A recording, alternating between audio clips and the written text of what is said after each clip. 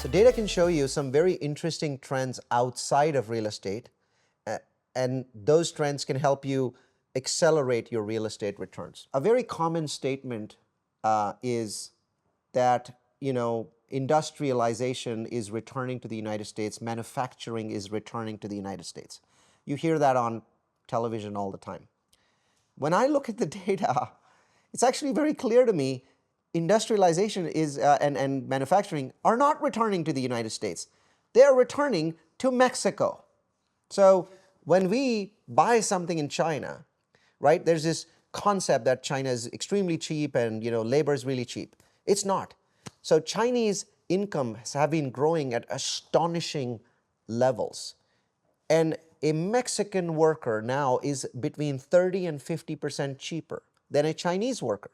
The other issue is, anytime you buy something from China, well, it has to get onto a ship and then travel 12,000 miles to get to an American port, either on the West Coast or the East Coast, right? So that cost is substantial. So what is happening is American businesses are realizing that it's actually cheaper to manufacture things in Mexico than it is in the United States. As I've been looking at real estate trends, I've come across this trend.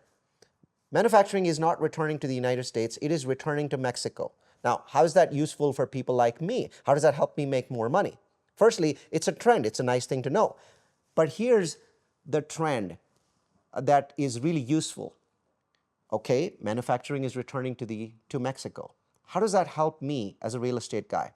Well, I start looking at it a little bit further and I realize there are no rail connections between Mexico and Texas. So, the states that mostly connected to Mexico is Texas, right? So there's some connections in California and some in New Mexico, but it's mostly Texas. I start looking at, so how will stuff get from Mexico to the United States?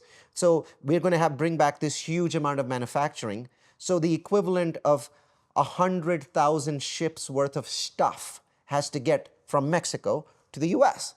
Well, how can it get there? Well, as it happens, there's a single freeway. One big freeway connecting the Mexican city of Monterrey to the American city of San Antonio.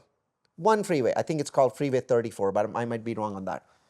And what I started to realize is all kinds of business, and here's where this goes beyond real estate, are popping up along that freeway. I think it's about 4 hours long. And so when Tesla is building something in Monterrey, it has a factory, its cars have to move over. When CATL, which is the largest battery manufacturer in the world, has a plant in Monterrey and that plant needs to ship batteries to the United States, well, it still has to go along those freeways. Now, I'm not talking about real estate. Any kind of business is going to grow dramatically fast if it's on that 4-hour stretch between a Mexican city called Monterrey and an American city called San Antonio.